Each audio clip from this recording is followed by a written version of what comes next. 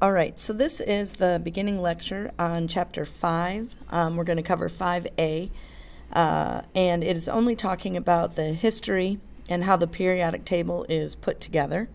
One of the greatest things that the periodic table is a model that helps us to put together how all the elements work and are arranged and classified, basically. First person that we talk about is Antoine Lavoisier, and he actually was the first one that published a list of approximately 30 to 33 different substances, and he called them elements in 1793. Now, some of his elements were actually compounds, but he was still the first one that actually gave us all of this as a list to begin with. We come up with John Dalton, who he actually came up with 60 different elements, and he also came up with a very complex symbol system on what to, how to notate them. And we're going to find out that we have a couple of other people that actually are better with what they did with the symbol system. But Dalton came up with a complex one to begin with. And they have Johann Dobereiner, and what he did first was he found that elements had what he called was a periodicity, which was the repetition of properties with the elements, and he found triads. And the triads were in columns, and so what he found was a column of elements that had the same properties all kind of worked together.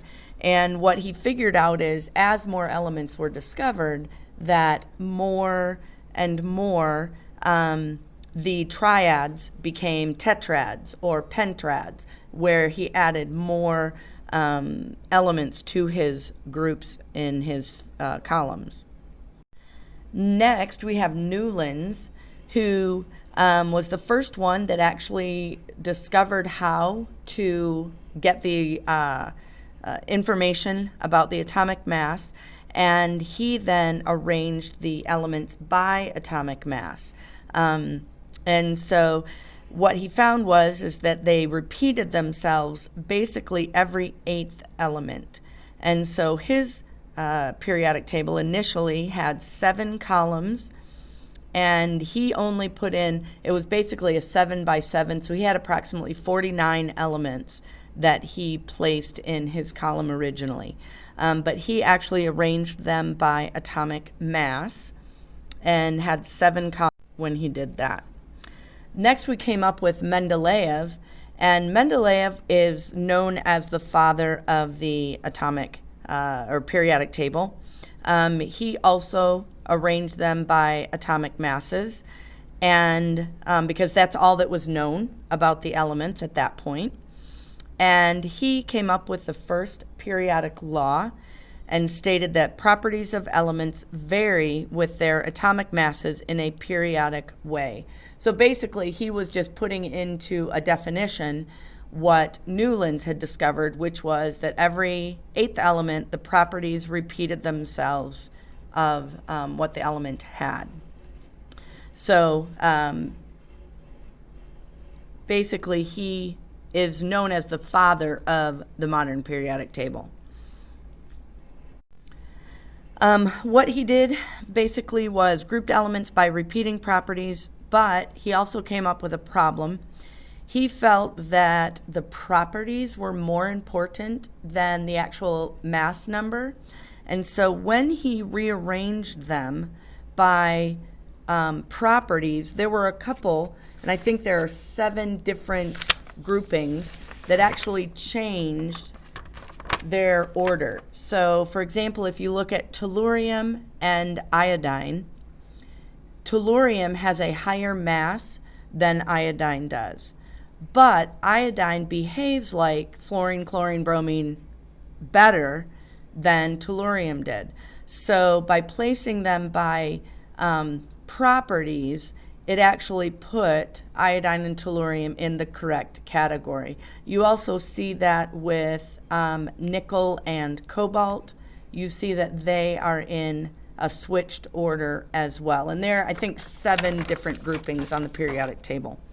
What that also did was then placed gaps in Mendeleev's table, where the item that he had didn't follow in the column with those properties, so he moved it, and then he would have an empty space. And what he did is he predicted what that empty space's properties would look like. And later, they actually found the elements that did indeed have those properties. So his gap was, very accurate in what was to be discovered later on. So Henry Moseley came along, and he was the first one that actually determined the the atomic number for each element. And then he realized that if he arranged them by atomic number, then those elements that were reversed by atomic mass were actually in the correct category. So the atomic number was then the way that placed all of the elements by properties and atomic number into the correct columns. So that's what Moseley was known for. Now we have our modern periodic table, and we have added a column called the noble gases. They were not discovered initially because they're inert. They don't react with anything. So basically the way that elements are found is when they react with something, we notice them. And since the noble gases don't react with anything, we didn't see them.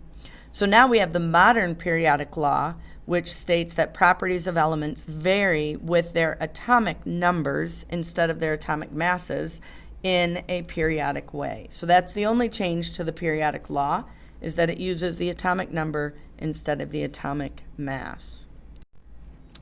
We also have artificial elements. So anything past number 92, which is uranium, is a man-made element. They are made by artificial processes, okay? And neptunium and plutonium, 2 of the famous ones that we know of. But anyway, anything past 92 is called a transuranium element, and they are man-made past that. So we have 92 naturally occurring elements that God created in nature. So this is review. You should know this. This is what the periodic table box looks like. So you have your atomic number. You have the radioactive symbol if the element has radioactivity. You have its name, its symbol, its atomic mass is the decimal number. Your periodic table does not contain the electron structure. That would be by energy level, how many electrons. So that's really your electron configuration. Not a lot of tables carry that. This example happens to have that. So on the periodic table, we want to talk about what it looks like. So for a group or a vertical column on the periodic table, okay, we have what is called a group or a family. And everybody in that same family, all elements in that same family, have the exact same number of valence electrons. If they have the same number of valence electrons, then they have the similar properties. And if you think about why would they call it a family, well, families behave the same. Most of the time they can look the same.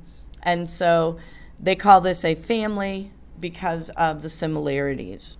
You also then have the horizontal row, which is called either a period or a series. And elements have the same electrons, or the electrons located in the same energy level. Not the same number of valence electrons, but all of the electrons are in the same energy level. And that's what distinguishes a period from a group or a family. Now, on your periodic table, you will notice the one that's laminated, you have two different numbering systems. One is the IUPAC convention and one is the North American convention. I will be using the numbers 1 through 18, straightforward. So it's 1, 2, and all the way up to 18. Now you'll also see that you have a 1A and a 2A, and then 3B, 4B, 5B. What they're trying to do is separate the representative elements from the transition elements. All of the A categories are your representatives, and those are the S and P electrons, okay? All of your transition elements are your D and F electrons, okay? So we will use groups 1 through 18 as our way of calling the group numbers, but just know that the representatives are the S and P electrons, and the transitions are the D and F electrons.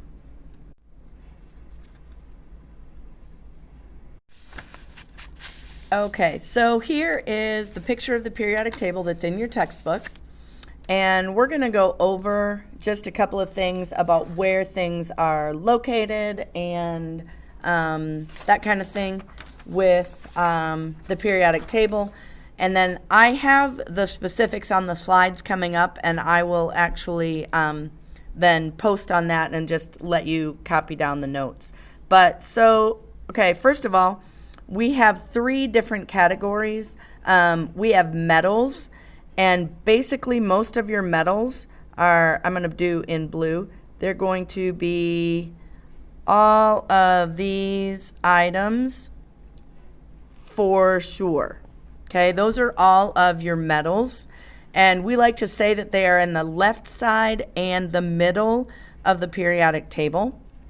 Okay, basically your characteristics of your metals, they're shiny, they have luster, they're hard, they're solids, they conduct electricity, they're ductile and malleable. Those are definitions you should know. Okay, so those are basically your metals. Now, I know that there's some more metals that you think about right here, okay? And these are called post-transition metals, and we kind of keep them a little bit separate because they have some characteristics. They are representative elements, and they have some characteristics. They're in groups that start out as not metals, and so it's just kind of a unique thing. So we call these a post-transition metals, but they are indeed metals. Lead, obviously, Pb right there is a metal. All right, and then we also have, and I will do this in red, your metalloids. Now, these are also what we say are on the stair step. I'm going to include 2 that are not green in on your periodic table. Polonium and astatine. It really depends on which person or author you're talking about, whether or not those are included.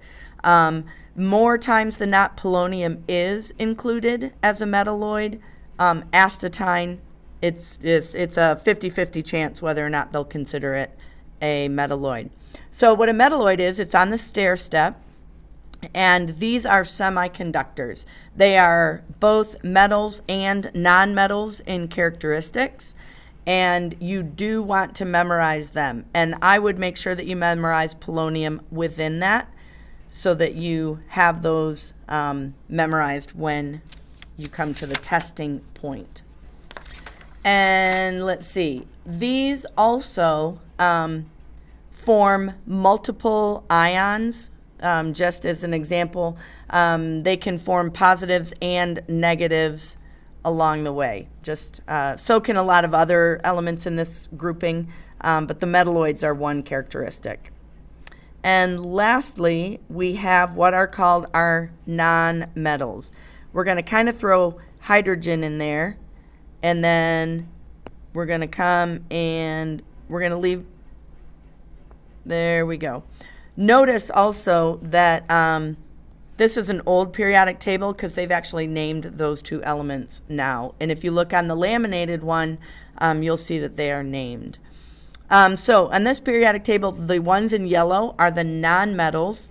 They are, more times than not, they're going to be gases. Carbon is different. It's a solid. And phosphorus and sulfur are solids. So you can kind of see as you go to the left, you get more gas in nature there. Bromine is the one difference that is a liquid. Okay, that is one element that is a liquid at room temperature, and you have one more, which is mercury, that is a liquid at room temperature. Those are unique because mercury is a metal. We said metals are solids, except for mercury. And we said nonmetals are gases. They are, most of them, except for bromine, which is a liquid at room temperature. Your metals will form cations. Your nonmetals will form anions. Nonmetals are also brittle and dull in that regard. Now, let's go ahead with some of the characteristics of the metals. So left side and the middle of the table, we said what their properties were. I also said that mercury was the exception to being a solid. It is a liquid, and they form cations when they lose electrons. Then talked about metalloids. They have the stair step, and they are between the metals and the nonmetals. They share properties of both metals and nonmetals. We also call them semiconductors, and they can form multiple ions. Lastly, we have nonmetals. It is the right side of the table, and they're mostly gases at room temperature. Bromine is the real unique one that is a liquid, and then you also have a couple of them that are solids. They are brittle, they are dull, and they form anions when they gain electrons. So nonmetals will gain, metals will lose electrons, and the metalloids will do both. All right, so that is basically the end of the first part of chapter 5.